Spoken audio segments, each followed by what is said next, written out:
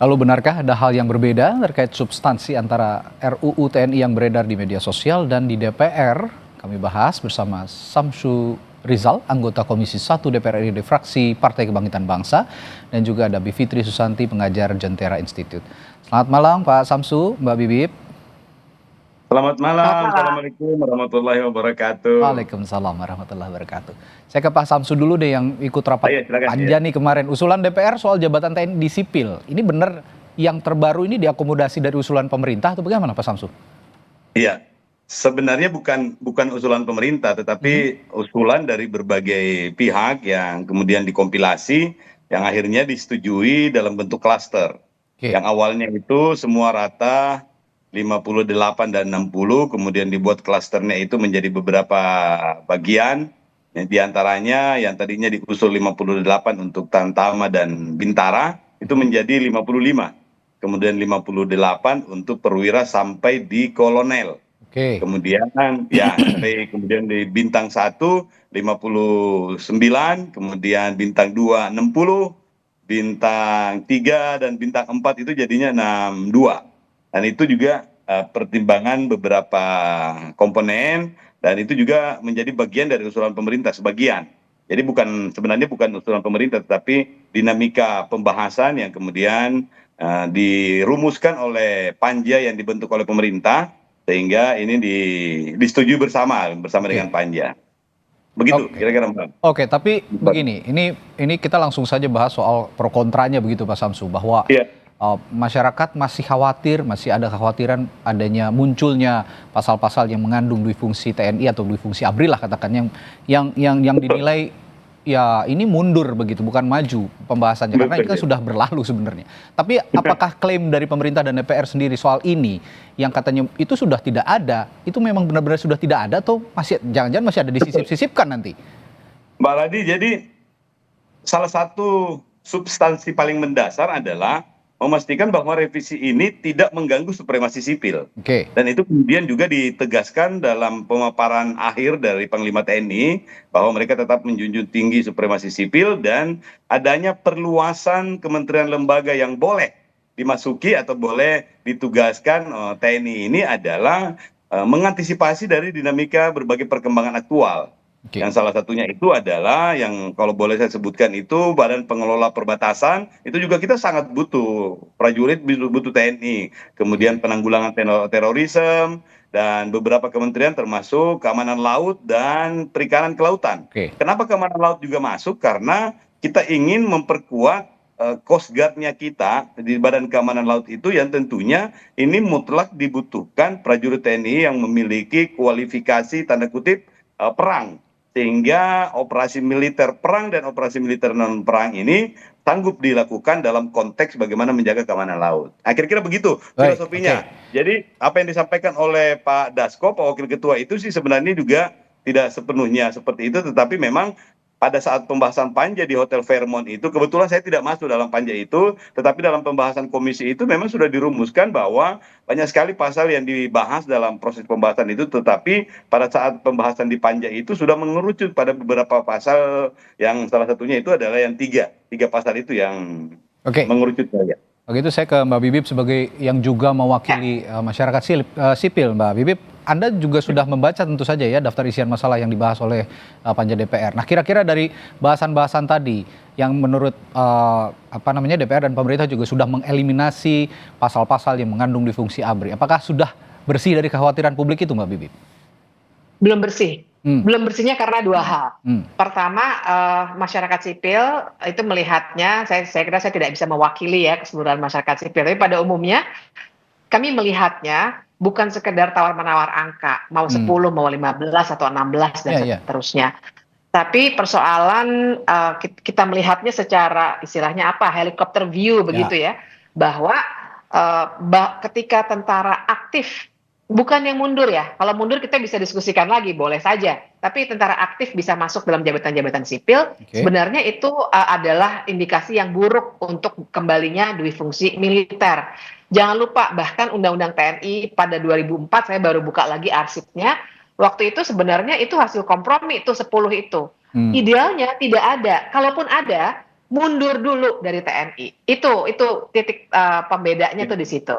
Dan ini juga harus dibaca bersamaan dengan fakta bahwa sudah ada undang-undang PSDN 2019 yang memungkinkan adanya komponen cadangan, mengerjakan PSN, mengerjakan food estate, mengerjakan MBG, makan bergizi gratis dan seterusnya. Jadi masyarakat sipil itu melihatnya dengan kacamata yang lebih luas bahwa ini bukan soal 10 atau 15. Nah, yang kedua, tadi kalau pertanyaannya apa yang diributkan, prosesnya itu loh. Bahkan ketika tadi Mas nanya, Mbak Bibip udah baca belum begitu ya? Sebenarnya yang saya baca itu juga mungkin bukan draft resmi. Jadi kalau kemudian disalahkan, gimana sih masyarakat sipil kok nggak update nih draftnya yang dibaca berbeda? Jangan salahkan kami, karena kami nyari sampai barusan, itu di dpr.go.id nggak ada. Yang saya dapat dari beberapa WhatsApp grup kirim-kiriman. Ini kan proses yang tidak boleh dinormalkan. Membahas undang-undang tanpa adanya transparansi seperti ini. Gitu. Ini sebelum saya kembali ke Pak Samsu soal tadi kenapa tidak diupdate, tapi saya mau ke Mbak Bibip dulu soal argumentasi bahwa beberapa jabatan sipil yang diduduki TNI atau militer ini justru penting diisi oleh militer, seperti misalnya Badan Nasional Penanggulangan Bencana yang misalnya source-nya itu banyak dari TNI, infrastrukturnya banyak dipunyai oleh TNI, lalu juga Badan Nasional Penanggulangan Terorisme BNPT, Badan Keamanan Laut dan juga Badan Nasional Pengelola Perbatasan, kata yang Pak Samsu bilang tadi. Bagaimana dengan argumentasi ini, Mbak Bibip? Iya, saya sebenarnya pernah bicara di program yang sama di Kompas TV soal ini dan waktu itu saya bisa menyetujui, tapi konteksnya adalah bisa menyetujui karena kalau mundur dulu dari jabatannya. Kalau tentara aktif itu yang tidak boleh. Dan kalau misalnya skillnya memang dibutuhkan, keahlian-keahlian tertentu seperti Basarnas dan lain sebagainya itu, maka sebenarnya kan tidak perlu sebagai kepala badan ataupun menterinya, tapi bisa untuk jabatan-jabatan tertentu dan gitu. Jadi yang dipersoalkan itu pembukaan itu untuknya tentara dalam pemerintahan yang harusnya kalau di negara demokratis harus pemerintahan sipil. Gitu. Pak Samsu tadi kata Mbak Bibip pada saat saya tanya udah baca DIM-nya atau belum ya, jangan-jangan DIM yang dimiliki Mbak Bibip sama yang ada sekarang nggak update, kenapa nggak diupload aja update day by day-nya begitu pembahasan ini sih Pak Samsu? Pertama saya anggap bahwa ini memang ada beberapa hal yang memang tidak terlalu transparan. Saya juga tadi menganggap begitu. Saya juga menganggap begitu. Salah satunya adalah ternyata bahwa revisi Undang-Undang TNI ini karena gregetnya kemudian ternyata menjadi inisiatif DPR. Yang kedua adalah asumsi bahwa revisi ini boleh dibilang tidak ada yang relatif baru banget.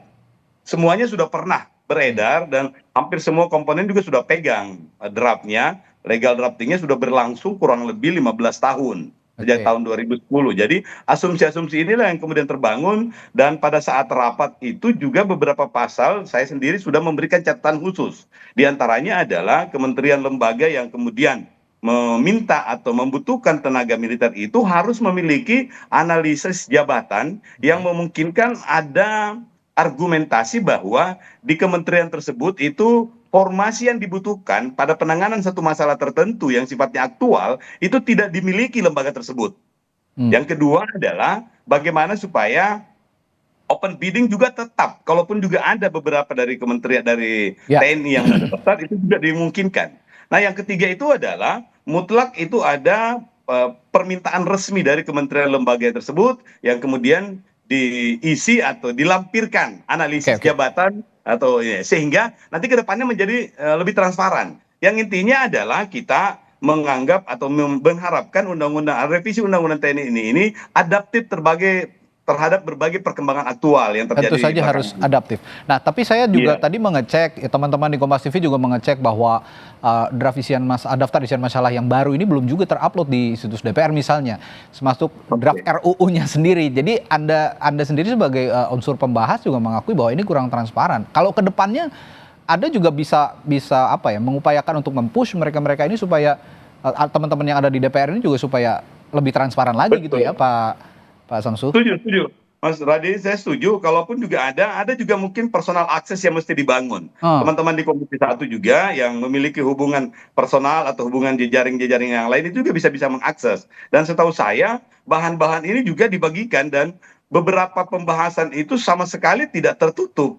Jadi bahkan beberapa pembahasan-pembahasan di Komisi 1 bisa di cross check kembali, itu ada di TV Parlemen juga bisa diakses lagi, dan bahan-bahan ini juga sifatnya terbuka. Dan saya juga heran karena secara pribadi karena kebetulan saya baru duduk di Komisi 1 ini, sehingga saya menganggap asumsi saya sama dengan asumsi umum itu, bahwa bahan-bahan ini juga sudah tersebar kemana-mana. Itu bukan barang yang sifatnya barang rahasia lah. Intinya seperti itu. Tadi ada poin partisipasi bermakna. Kalau menurut Mbak Bibip, poin ini sudah terpenuhi belum, partisipasi bermakna ini Mbak Bibip? Sama sekali belum. Jadi apa yang harus didorong ya? Kita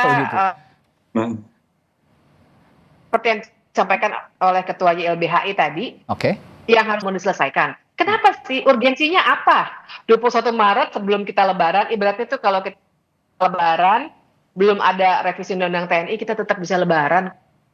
Benar. Kenapa sih harus seurgen itu? Harusnya dihentikan dulu semua proses ini, kemudian dibahas lagi dengan partisipasi yang bermakna, undang dengan waktu yang cukup, dan dikasih draftnya dengan baik. Jadi kami ini yang sebenarnya beritikat baik ya untuk memberikan masukan kepada anggota DPR dan pemerintah, tapi gimana bisa memberikan masukan kalau draftnya saja kami tidak punya. Kalau diandai mungkin warta cepat dapat, saya susah dapat, misalnya begitu ya. Nah, harusnya itu DPR melayani semua warga, siapapun boleh download. Kalau takut ada perubahan, sebenarnya ada pola di DPR Go.id yang cukup baik, itu di-update progresnya. Lakukan saja itu.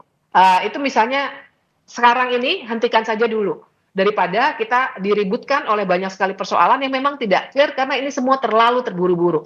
Saya kira semua sangat ingin punya TNI yang profesional. Saya cinta NKRI, justru pengennya TNI lebih profesional. Tapi apakah TNI lebih profesional itu tercermin dalam penambahan 10 jadi 15, penambahan jumlah usia pensiun? Kan bukan itu yang kita inginkan. Tapi yang lebih substantif, misalnya peradilan militer harusnya dibuat, itu yang diutamakan mestinya. Jadi kalau ada indikasi korupsi atau kekerasan yang dilakukan oleh TNI bisa diselesaikan secara sesuai dengan prinsip-prinsip negara hukum. Bukannya itu misalnya yang dilakukan, tapi bermainnya di usia pensiun. Jadi lebih baik yang dihentikan saja. Kita riset dengan proses legislasi yang lebih baik. Gitu. Tapi kalau melihat tadi kalau kata Mbak Bibip kenapa terburu-buru, saya juga tanyakan ke Pak Samsu kalau gitu. Apa yang membuat ini terburu-buru sih Pak? Pak Samsu?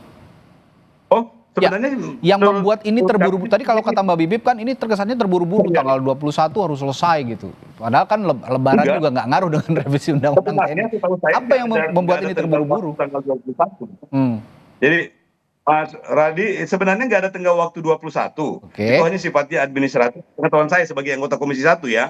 Dan hal kemudian kenapa bisa maraton sampai selesai kemarin itu misalnya di Panja, karena memang sudah mengerucut pada 3 masalah utama tadi. Jadi pasal-pasal yang lain itu relatif sudah tidak ada masalah, yang 3 inilah yang kemudian. Nah, tapi masalahnya kata Mbak Bibip ini masih banyak yang masalah gitu Pak. Sekarang ini.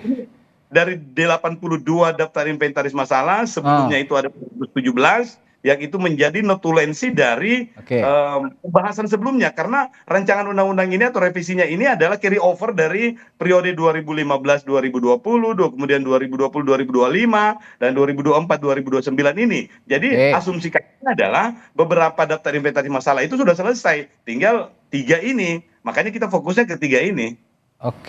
Kalau ya fokusnya ke 3 tapi substansinya juga masih melenceng kalau kata Mbak Bibip tadi. Pun publik juga banyak yang menilai seperti itu.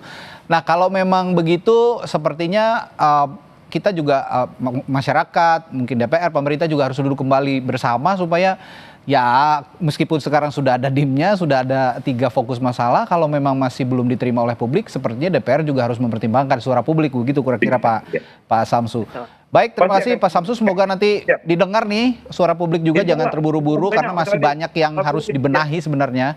begitu. Baik, terima kasih Pak Samsu Rizal, anggota Komisi 1 dari DPR dari fraksi PKB, dan juga Mbak Bivitri Susanti, pengajar Jentera yang telah berbagi perspektifnya malam hari ini di Sapa Indonesia Malam. Sampai jumpa lagi Bapak dan Ibu.